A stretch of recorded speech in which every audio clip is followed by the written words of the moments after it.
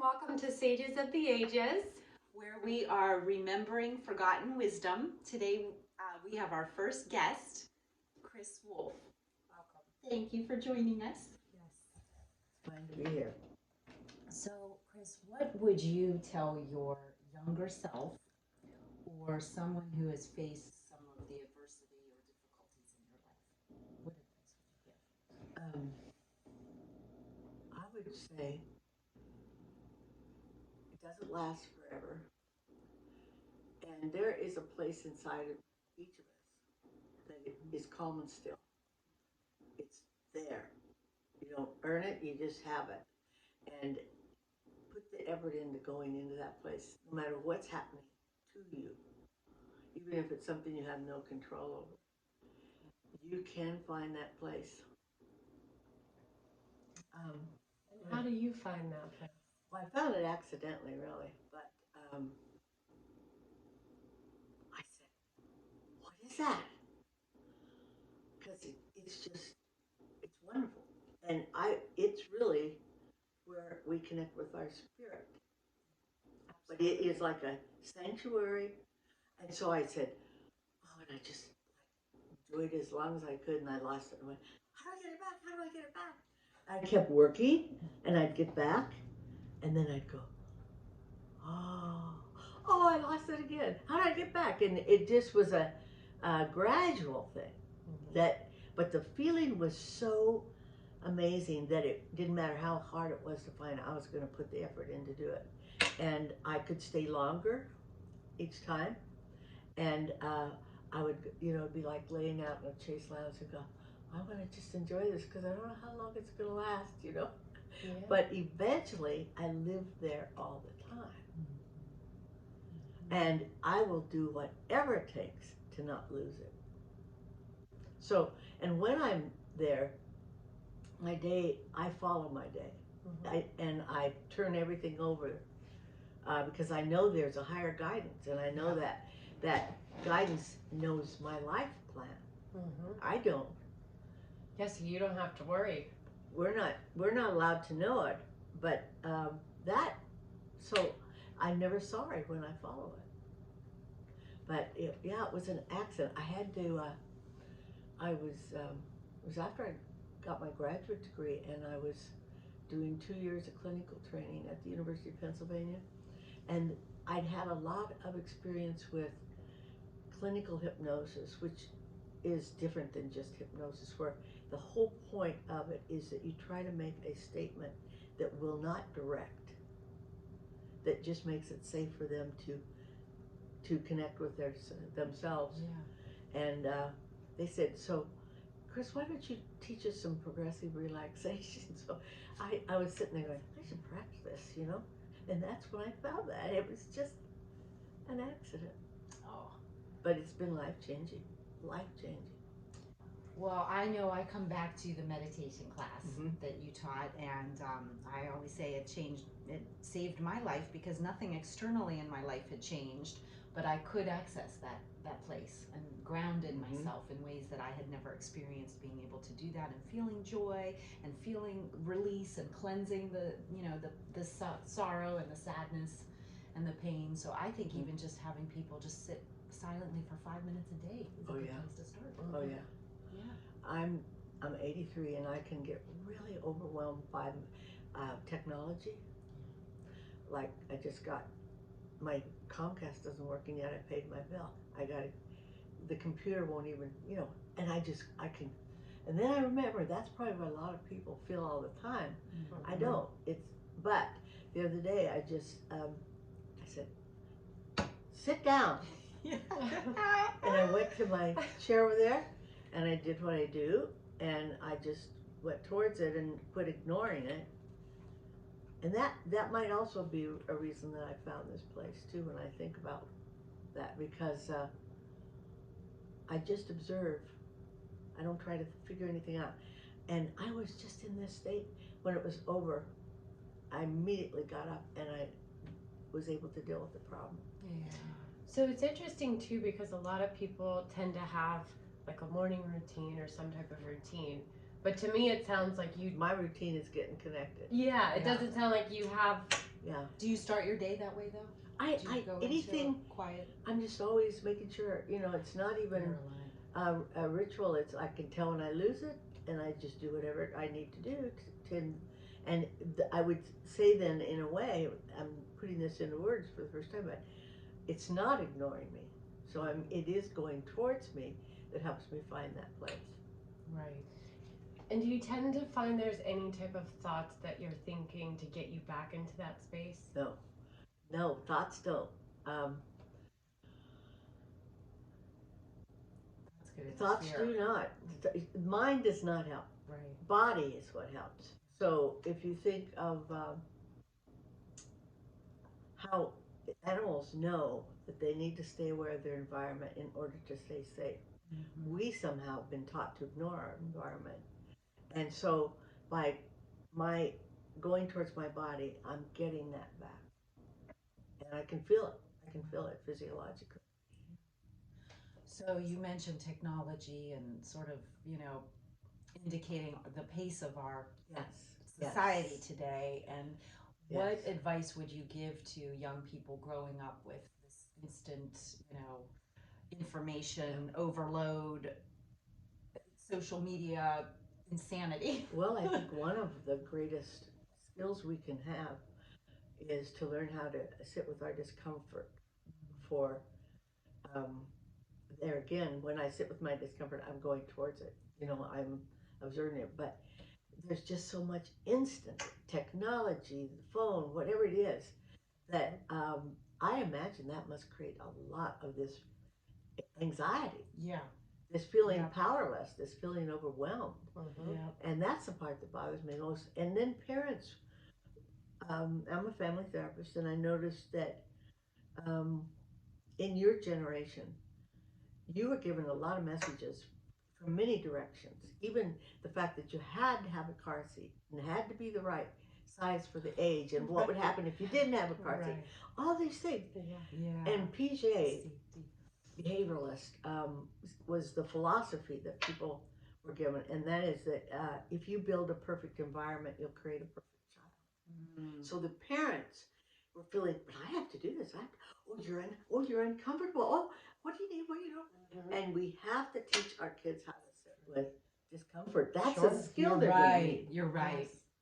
You're absolutely That is right. one of the greatest Because skills. our whole society teaches us the opposite. Run from it, distract Yes. yourself, Mhm. and the core root of addiction is trauma, and people aren't healing or growing or learning. They're just distracting. That's right. Yeah. And I've learned that I can receive all the healing I need by just going towards it. I even become aware of what the core belief is, what's been the motivator of it for years and years, and I can sit with that. And then it's just layer by layer, but I can actually release it. The body wants you to be open to its guidance, and it picks up information from the environment. Yeah, that's so powerful. Yes. And so then it might say, be quiet, or it might say, get out of here, Yeah. or don't do that. Yeah. See, and there you can see then, but not being able to sit with their discomfort, I think is really one of the biggest consequences of the way you were told to parent. And then with the pandemic, that, we're herding animals. We're herding animals, just like horses, and they like to be together. They like a herd because it gives them a lot of family, and and even in the wilderness, a herd of deer or a herd of impalas or anything, something will hear something. Their ears, Right. Yeah. Right. Right. so they don't feel alone. Yeah, there's a connection. Yeah. And you know what? I've heard too that victims oftentimes they feel something, but they disregard it. They have to. They know, but and then after the situation, if they've been victimized, they'll say, something told me, but I didn't listen." Yeah. But they're again. A lot of times they have no control over what's happening, and that's why I say to know that it isn't going to last forever. And also, I learned I had to talk to myself in a different way. And for me, it was like saying, what are we learning? You know, what are we exploring here? So at least to get that out of it. And well, this is, I had a very mystic experience, though, that really gave me the answer. Um, I had a lot of trauma in childhood, extreme. And I was saying for at least a year, maybe two, God, if you're a loving God, how could you have possibly given me these parents? You know, why would you have given me these parents if you really love me? And I was in the back seat of a car. We were going to the shore. I lived in Philadelphia then, and my girlfriends are up there just talking away and having a good time. And I'm doing this. I'm saying, and all of a sudden, I was shown the planet Earth at night. Every time I talk about this, I get the feeling. So it was really mystical. And I saw this light sparkling, all white lights, and I heard a man's voice say to me, who I perceive as God, how could I heal my planet if light was not willing to go into darkness and find its way out? All those lights were people who came to help find their way out and bring their light.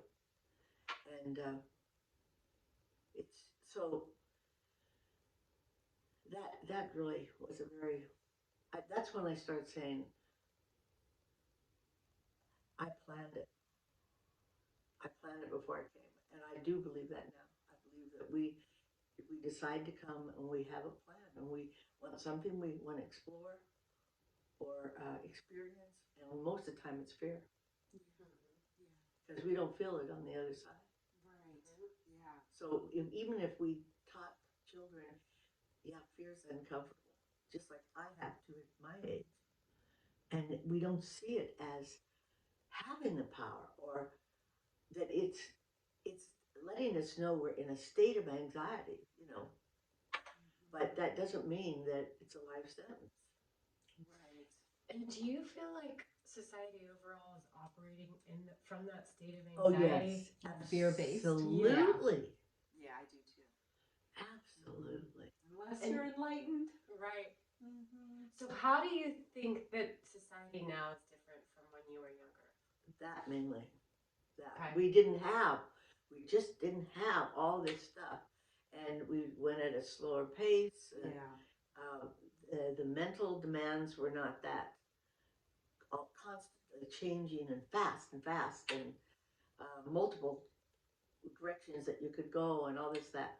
Our lives were we found our place in our community. We found our place where we worked. We found our place with our friends, and they were pretty consistent. You know, they didn't change that much. Mm-hmm. So I suppose Rules. kids would think that'd be pretty boring, but it really wasn't. Yeah. Because it allowed for imagination Well, and creativity. There's a good example. We used to go. Our parents would say, "Now get out of the house Yeah. and don't come back until I ring the bell." Yeah. And Yes. so we'd all be playing games, but we were Yeah. playing outside and we were making up the games. Yeah. And we were dealing with all the fights that went on between. You see the difference? Yeah. Now it's like, oh, Yeah. and Right. they rush into. If I can't find work you, I it have out. to track you. And yeah. Also, if they fought, you know, Yeah. sure. You figured it out. Yeah. Yeah. So we So don't. I that don't is a think. big I don't difference. think It kids is, are 'cause given the the streets tools. aren't filled with kids anymore either. No. No, they Everybody's don't play behind their outside. screens connecting. Yes. Yeah. And we learned all kinds of skills about people and interaction. Sure. It- Conflict resolution. yeah. How to play in the sandbox. We also didn't Yeah, have. socializing is Yes, missing. yes. We didn't have a bunch of toys, Right. That's right. probably because we were always outside. But Right. you may have gotten one toy for Christmas. Yeah, but and that's just insanity too. The clutter and that creates a lot of imbalance. So- and so- not appreciation. And adults are going towards them when they're anxiety. What? They're thinking they got to figure. step back. Now, you know, my daughters both It's good had advice. extensive food allergies when they were born. Extensive. And thought about this in the last year. They had to deal with discomfort. Mm. It wasn't something they could take away. It was something they had to learn how to deal with. Mm-hmm. And it really did make a difference for them when they hit adolescence. Because they had to go and get shots and had to have a skin test and everything. The resiliency. Yeah, and and I would just say, this is your thing now. They'll have theirs later. Maybe they don't have anything now, but I just pondered on that, and I thought, yeah, they had to. Well, we have to just deal with it. Yeah. Right. Figure it out. Yeah, you can't have that. Right. You know, you can't have that. Right. You know, so it's a different world, really. Yeah. You, I know you had two daughters and your one has passed. Do you feel her presence? Oh gosh, I had a lot of experience with grief before she died, and I cannot, with all my clinical knowledge and everything, understand why it still. I will forget. I'll start getting depressed. And I'll say to my girlfriends, maybe for years, I'm feeling depressed, and I don't have anything to depress about. And they'll go, look at the calendar. It's her birthday or something. Oh, yeah. And Wow. even here, the last year, I just had to stay in my room and cancel everything because I just needed to cry. But I don't understand why it doesn't diminish, because I know she's in a better place. Mm-hmm. It's just it's really baffling to me. So, and Yeah, maybe beautiful. maybe when I'm really feeling that way, it's because she is there. Yeah. I believe that. Yeah. Yeah. And do you believe you'll see her? Oh, yeah. Yeah. I had an associative disorder. Do you know what that is? Yes. I don't. Because I may have had it Okay, too. because I kept leaving, right? I would forget. Yeah, because I forget. Mine started at least at 2. Mm-hmm. So I think I kept going home. Really, Makes sense. I do, because it was familiar. You know, It's it's more when familiar. like, your life circumstances are so unbearable, you kind of check out. You're conscious. Oh. You leave. Your Your okay, spirit. Yeah. Your spirit Disassociate. leaves the body. Yeah. And that's often seen with people who've experienced trauma. Mhm. Yeah. They forget. It- what you know, They say it's the happened. most sophisticated, Work it out. most sophisticated way to do it, but you don't know it. But I think it was because I was so young that I just went back home. Mm-hmm. Yeah. And that's also a lot of why I think what I do spiritually, because of having Yeah. these amazing experiences and stuff. Well, I was just thinking, like, someone had said this, and I said, that's it. Like, we are here. Our life purpose is to walk each other home and share our love and heal and learn and grow. Well, my life purpose is that I fell into darkness and found my way out. And then as a result of finding my way out, I was able to help a lot of people. Yes. Because Absolutely. when Yeah. people came to therapy with me, I was really able to use that comfortable place to make all my choices, and I deliberately chose not to involve the insurance company, because then I couldn't stay true to myself. And one of them back then, you were never to use your own experience. And now the leaders in the world, they are all using only their own experience. That's right. Let me think where I was going with this. With your life purpose and falling into the darkness. I could say to them, yeah, I hear, get a sense of problem, and I know I can give you the tools you need. And they did leave therapy with tools. And that's it. Yeah. It wasn't that just- is beautiful. It wasn't just me being compassionate. Right. You gave them something And so that they what could was saying use. to them, you can get out of this. You can move past this. You can actually use this to become more, have greater depth and knowledge and skills and Access your joy again. yeah. Oh yeah. And what is, even if you just give one of the greatest tools that you feel you shared with some of your clients? I think that for one, But people come back to me, or after their years later, their children, they'll bring them and it's because I gave them the tools. I think a different way of looking at it. That healing's possible. That it's really possible. That in itself. That no, it doesn't mean you have to put up with this. It isn't a life sentence. Sure. Right. And is there certain steps that you position to them to start that healing Yeah. process? Like listening to their bodies. Emotions. When I was, Yep. I'm doing this 'cause That they're I'm making messengers. noises. They're data for us.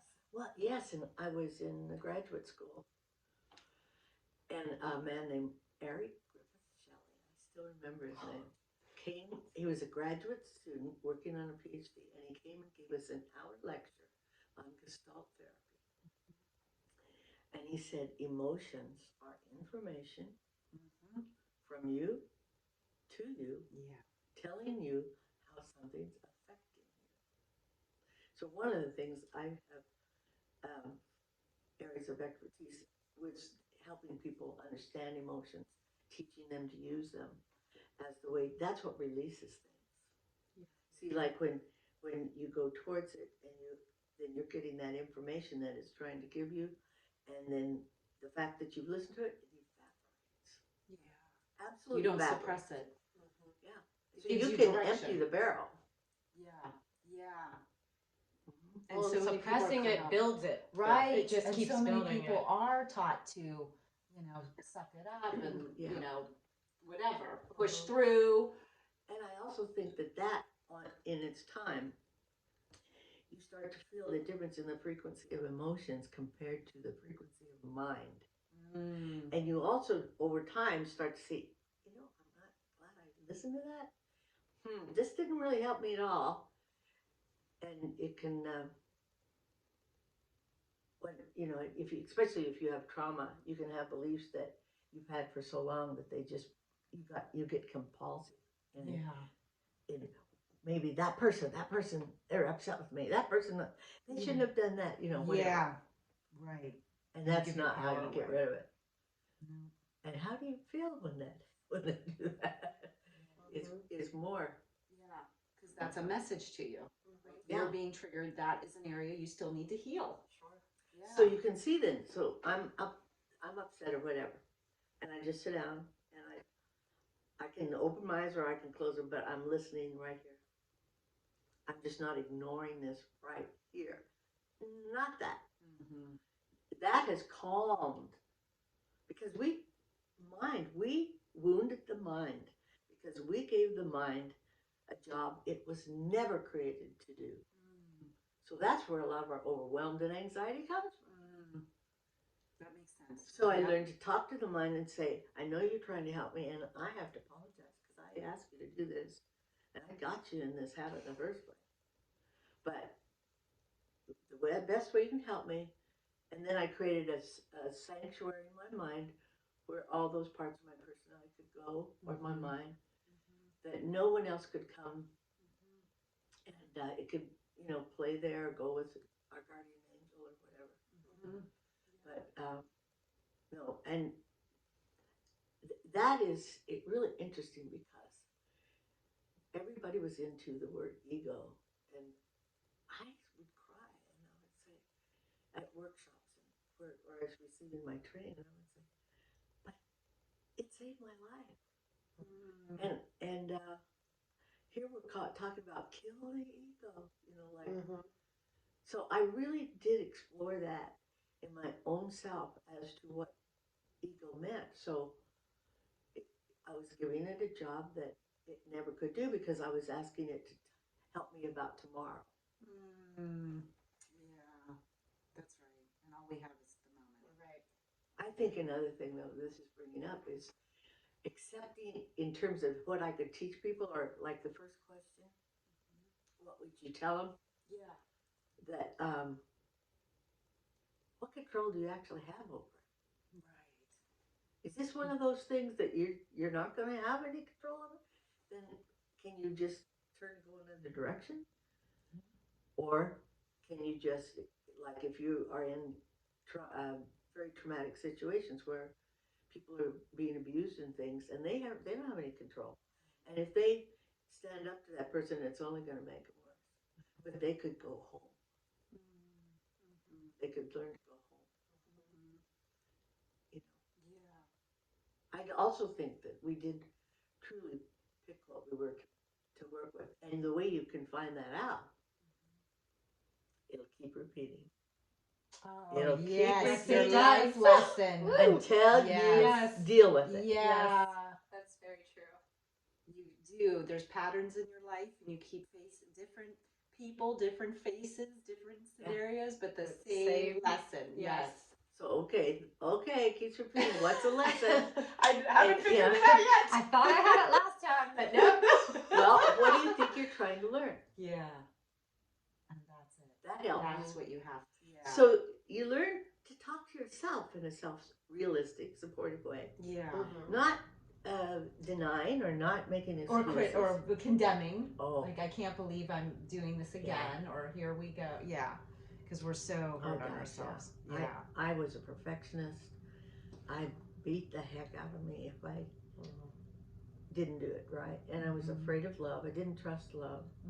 So if I stayed in long enough for someone to hurt me, that was my fault. And then it was boom, boom, boom. And I thought maybe I'd punish myself enough, I guess, to get straight, figured out, be a different person. Never did work. Yeah. So how has your thoughts on love now changed since then? Well, I could say that I didn't even realize till I'm in my 80s that I thought I had a lot of self-love, but I didn't when it came to relationships. And but doing what I said, listening to that discomfort and giving myself permission to get away and have time and think and everything, I have been and healing my core beliefs. I love me too. Yeah. And you told, and we're gonna wrap on this, but you had said that you're in the most beautiful, loving relationship you've had in your life as far as a partner. Yeah. And that happened because. Well, a lot of it happened because I cared about me.